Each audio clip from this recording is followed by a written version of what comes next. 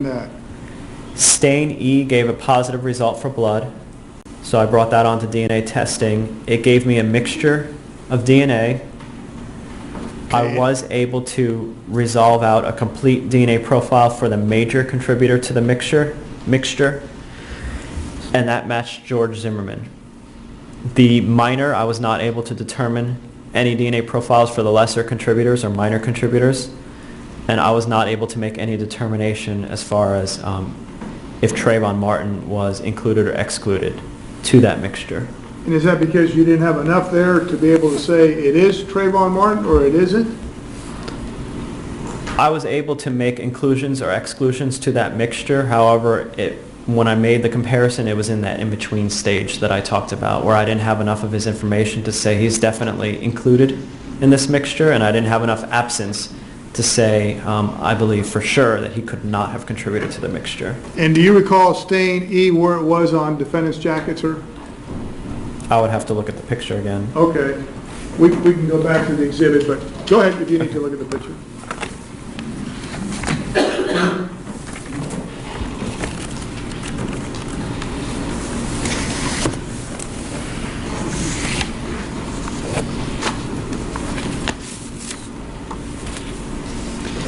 Stain E was located on the back right shoulder of the jacket, so right about here, the back of the right shoulder.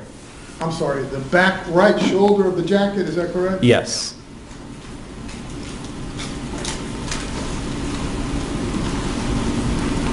Let's move on to stain F. Stain N gave a positive result for blood.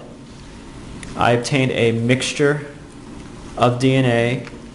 The major contributor and the DNA profile for the minor contributor in this sample were both resolved. And what were your findings? The major contributor matched George Zimmerman, and the minor, which was a partial profile for that minor contributor, that matched Trayvon Martin. And when you say a partial profile, what do you mean?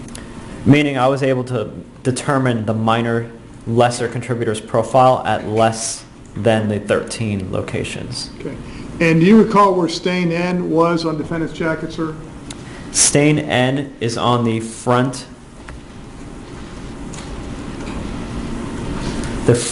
right upper part of the jacket.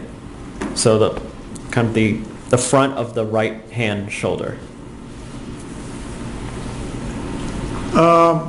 Stain O. Stain U gave a positive result for the possible presence of blood.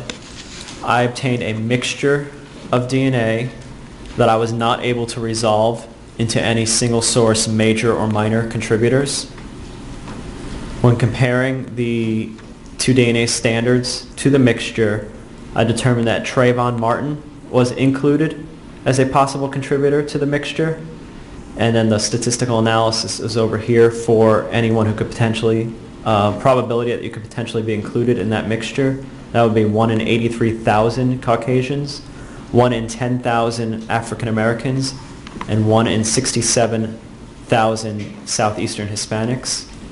And the comparison of George Zimmerman to the mixture, I was not able to make any determination as far as whether he was included or excluded. So in that particular stain, Trayvon Martin is included as a possible contributor. Where was that stain on the defendant's jacket, sir? Stain U was located on the cuff of it was kind of on the bottom of the right hand cuff.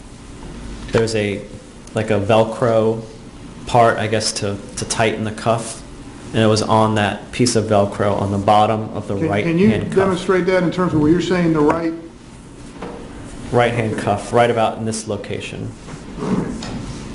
so that would be the defendant's, assuming he was wearing that jacket, that would be in his right side, right near his right hand, is that correct? Yes. Okay. Thank you, sir.